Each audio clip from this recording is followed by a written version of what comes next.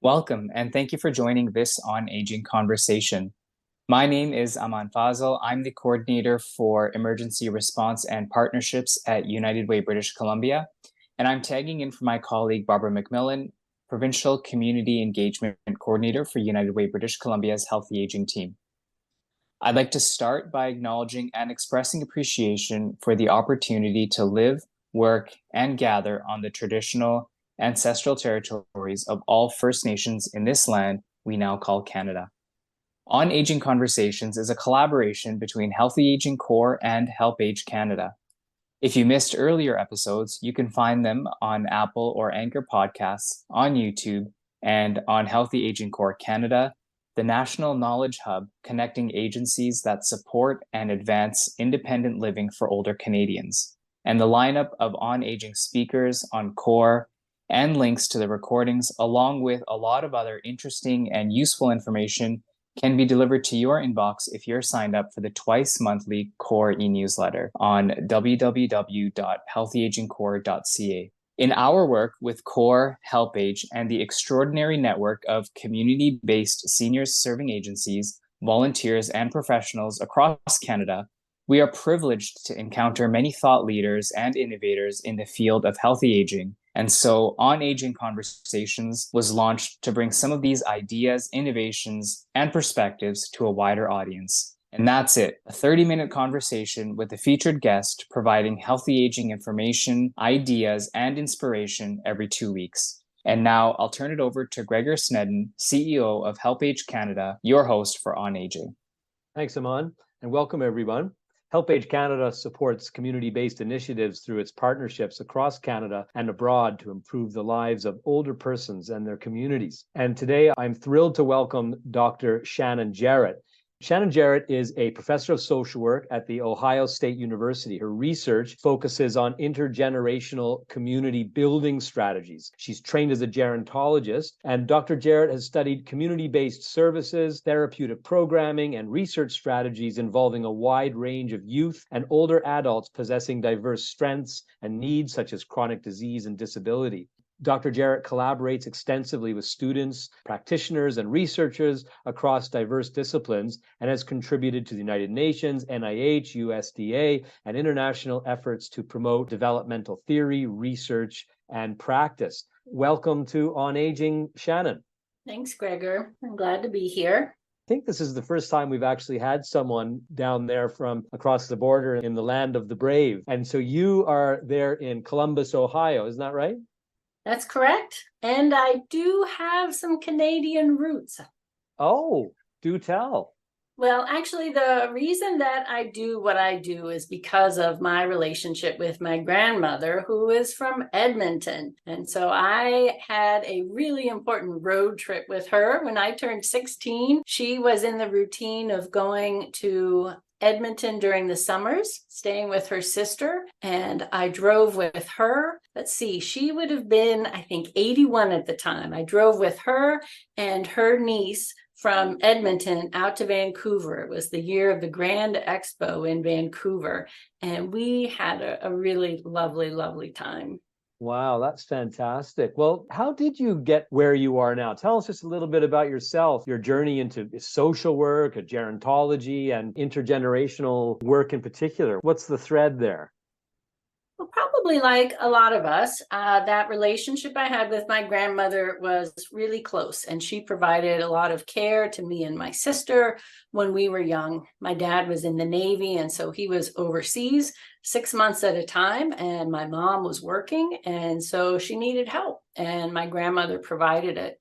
And then when I was 16, my parents had my brother. And so I had a little bit more perspective by then and was able to think like, this is probably what it was like when she was taking care of us when we were little. And we saw that my brother just thrived in her care day to day. And she frequently told us that he gave her a reason to get out of bed in the morning. And so that was a real inspiration to think about how I could help young people and older adults who don't have those kinds of family ties to enjoy the benefits of close intergenerational relationships. In graduate school, I got introduced to work with frail older adults through research with adult day services. And those provide day programming and supervision and services to older adults who might be physically or cognitively frail. They might have memory problems such as Alzheimer's disease. And that got me thinking about a setting where you might bring young and older people together for intentional, beneficial therapeutic programming.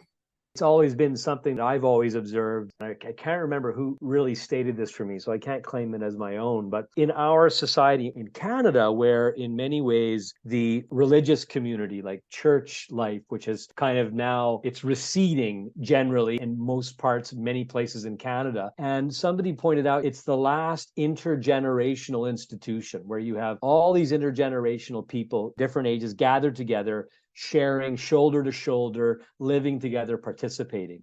And with that not being a part of the fabric of our society anymore, where else can you go to engage in and have these intergenerational relationships? I had a friend come and visit from an African country, and that was his first observation is, where are all the elders? Doesn't see them anywhere. And Canada, we were horrified, a great blemish for us. Of all the first world countries, we had the highest deaths in COVID-19 in long-term care. We've come to this place where we seem to just shuffle older people off to long-term care facilities, and the opportunity to engage in relationships just is no longer there. And yet we know so well that intergenerational relationships affects ageism. It creates a more compassionate and a more tolerant and inclusive society. And your work, you just Google your name, and there's just some fantastic material out there that you have written and contributed to. And in particular, there's the All In Together, Creating Spaces Where Young and Old Thrive in 2018, and the follow-up, The Best of Both Worlds, a closer look in 2019. And now you've developed this amazing intergenerational toolkit for professionals, which is just outstanding work that I encourage all our listeners to check out. Let's dive in and talk about that. What did you find out when you started doing this research and really looking into it?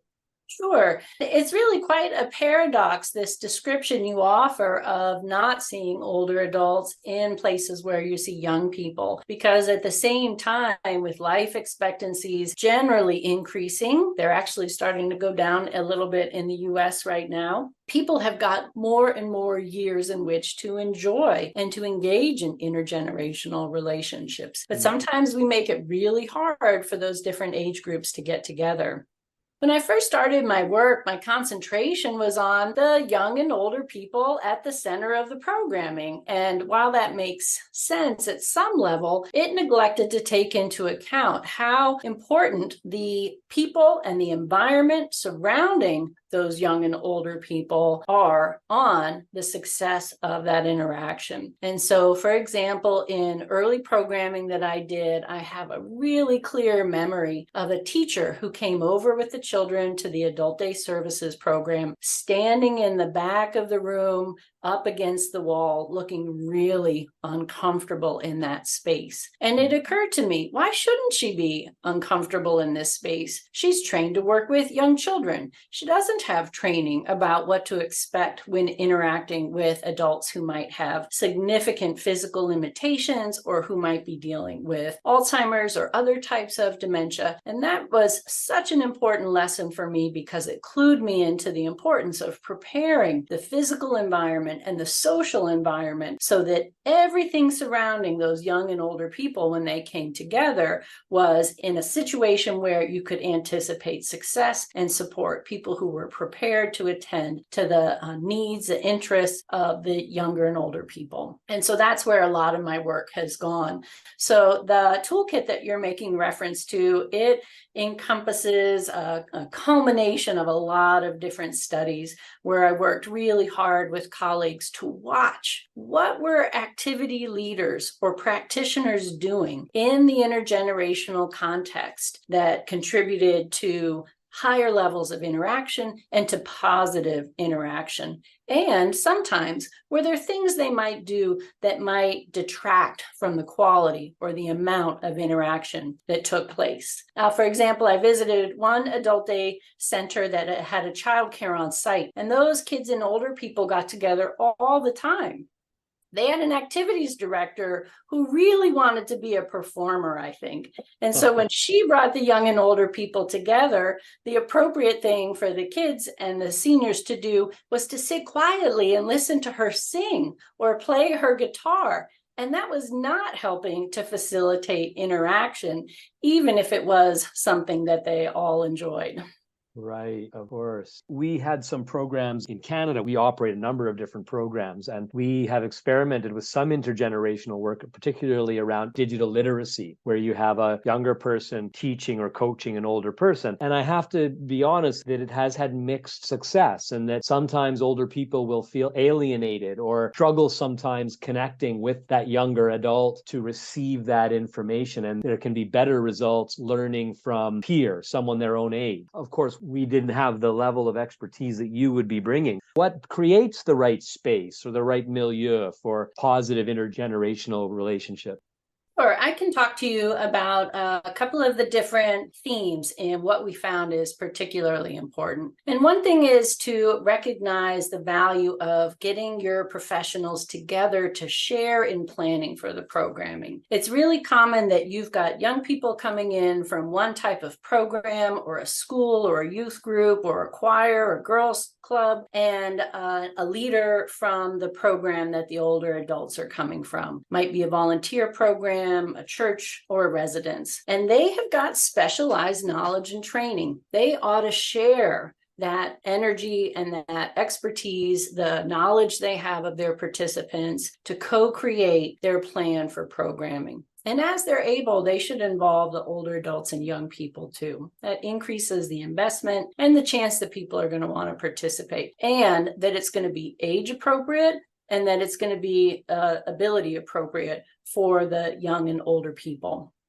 I also find that there are some things that you can do in the physical environment that support relationships. For example, I'll commonly recommend that if you're working with pretty young children and older adults, that you have child-size chairs that sit at the same height as the adult chairs that alternate, because there's a tendency, especially for young people, to want to come into a room and cluster together and sit together. And if all the chairs are the same and they can do that, they might miss out on that opportunity to pair up and interact with an older person. But kids and adults alike will take those cues. If your activity is seated and you've got a child's chair alternating with an adult's chair, you can tell your young people to go and find the chair that's for them. Or you might put a sticker or a card or something on it that cues them in. And so that way you've got a better chance that your child and older person are going to turn to the person next to them, somebody of a different age, and interact with each other. Okay. Also related to that physical environment, if your programming involves materials, we want the young and older people to be sharing them. Don't give everybody their own set of things to complete whatever it is you've asked them to do together. Give them things to share and then offer directions that encourage them to interact with each other. Now, I don't know about you, Gregor. You make your living talking to people and making podcasts, so you might be the hit at any party you go to. But for a lot of us, when we go into a room of strangers, it's uncomfortable. It's hard to know how to interact with each other. And if you think about where young people might be developmentally, or if you think about where the adults are, if they're dealing with some cognitive changes, they can benefit from assistance and some prompts that will help them to enter into this new relationship. Giving them the chance to interact with each other routinely and more than once is really helpful, because that's how we build relationships or friendships. We get the chance to get to know each other, to share our stories with each other, and to engage in fun stuff. You don't want to just come together and do work or come together and listen to somebody talk. You want to do something that's fun. Yeah, no, that really makes sense. So it's kind of creating the space for those relationships to happen, honoring everyone's free choice and free will, but creating opportunity. It's kind of like, going to a coffee hour or something too, go talk to each other. You stand there and you just don't know what to say. But if you can do something shoulder to shoulder, you are inclined to engage in a different way and brings down some of those barriers. That's really neat. Well, I wonder, maybe could you tell us a little bit about what you call these shared site programs, which I think that those are the places where you're doing this kind of thing.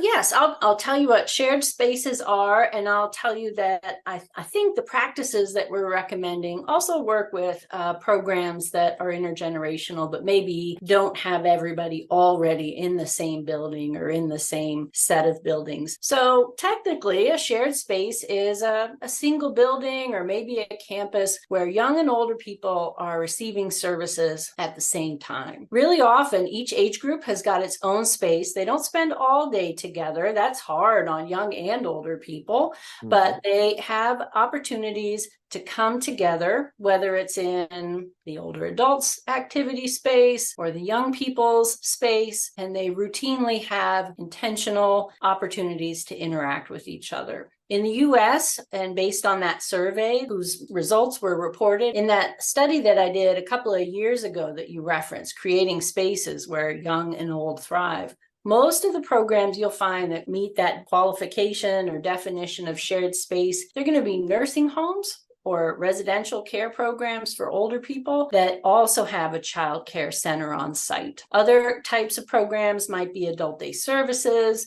that have a child care center next door. But parks and recreation programs, community centers might qualify as intergenerational programs. There are some really cool models out there, like high schools that have had senior centers on site and residences where young and old people are sharing housing together. Very cool. Very cool. Help Age Canada operates a program called Canada Home Share, where we bring together older people and students and younger people to cohabit and share space together, which is an amazing, amazing program that we're really excited about. Tell us a little bit about the toolkit. How can professionals use it and what's the best practice? Give us the highlights. Well, the item in the toolkit that reflects a lot of studies that I've done is the actual intergenerational program evaluation tool. I call that the IPET. And it is a one-page document that program leaders can use. And it serves both to remind them of what those best practices are to use before, during, and right after the intergenerational activity. And it gives them something in which to reflect on and document what they actually did during the session. And I created this because intergenerational programs often don't have a lot of documentation or evaluation behind them because they're unusual. Kids in schools are documented like crazy every single day. Older people in care settings, we've got all kinds of day-to-day records on their health and behaviors. Well, we don't really know what it is that we should be capturing when it's young and older people coming together. And so this is something that's intended to be completed really quickly because we know those activity leaders have to go do their other documentation, and they have a lot of other tasks that they have to do on and off the floor. And our idea is that this is a toolkit that could be used by somebody who's new to intergenerational programming, or maybe a group is trying out some really new and innovative programming and they want to see if it's just as effective to use those same practices and if the younger and older participants respond as well or better. And it could be something to pull out and use if you feel like interest in the intergenerational programming is dropping off. I'm really glad to have benefited from input from practitioners and researchers in the field who helped me to refine this document. And it does have a guide as well, so that people picking up the toolkit have an idea of what each item looks like. If you can say, yes, I use this practice. You're not trying to just guess based on that simple line of text that's on the form. I also included in the toolkit some resources for people who might be curious about some other things that could be going on. I often hear from practitioners, there's magic when I get these kids and adults together, but they don't quite know how to capture it. Pictures are great, stories are great. They're so important to share with your audience. But nowadays, funders, potential clients, grantors, they want some data as well. to show that this program is achieving what they think it does. And so a lot of intergenerational programs don't have trained evaluators on site. Again, they've also got staff who are really busy doing a lot of other things. And so I want to acknowledge that there's lots of ways that practitioners can know and document what their program is achieving, where they might be running into hiccups, so they can talk about it with their colleagues and either address those hiccups, reduce the challenges and barriers, and make sure that they continue to do the things that are working really well. There's one other feature in that toolkit, and that is a catalog of evaluation tools that have been used in research of intergenerational programs and that have some indication that they're a trustworthy tool. And so if you were interested in getting a measure of generativity, that's something we associate with older adults feeling like they have shared something of their experience with other people. There's a measure in there that you could use. There's directions on how to use it, and even a copy of it that you could print out and ask your older adult participants to complete. So it's intended to be for beginner evaluators, experienced evaluators, people who might be working in partnership with trained evaluators, really trying to make it accessible for practitioners to note what they're doing and how it's working in their own setting. That's fantastic. And just for our listeners, you can find the Intergenerational Evaluation Toolkit at Generations United, which is www.gu.org. And it's in the resources section, intergenerational-evaluation-toolkit, or just search for it in the search bar. So that's gu.org is a great location. And you can also find out more about Dr. Jarrett's work at Ohio State University website, or just Google her, and there's all kinds of great resources out there. I want to leave you with one last question, Shannon, if I may, and that is, why are intergenerational relationships important? Why should we care? Why would we bother to invest in and support and encourage and develop intergenerational relationships? Well, that was one question, but I've got two answers for you. And the first one is that it's silly if you don't use intergenerational programs. Our young and our older people are often viewed for what they need and what they depend on us middle-aged people for, when in reality, they have talents and gifts to share with each other. And so if you're not doing intergenerational programming, you're missing out on the opportunity to add value to the health and well-being of the young and old people in our lives. The second reason is because intergenerational interactions and programs have a chance to affect how we feel about getting older ourselves. People who have got more positive ideas about growing old have better health and they live longer. So by engaging young people in intergenerational programming that's grounded in evidence, like what we've been talking about today, you've got the chance to put those children on the path towards a healthy, happy old age. Wow, well said. Fantastic. Well, Dr. Jarrett, we're out of time here, but it's just been a sensational on-aging discussion. Thank you so much for bringing a banquet of ideas for us to take away. And we just really appreciate you taking your time to speak with us today. Thank you so much, and all the best to you and all your amazing work. It's my pleasure. I've been at it for a while, so I'm glad that you were interested in it. And thank you to all our listeners. Stay tuned for our next podcast in a couple of weeks.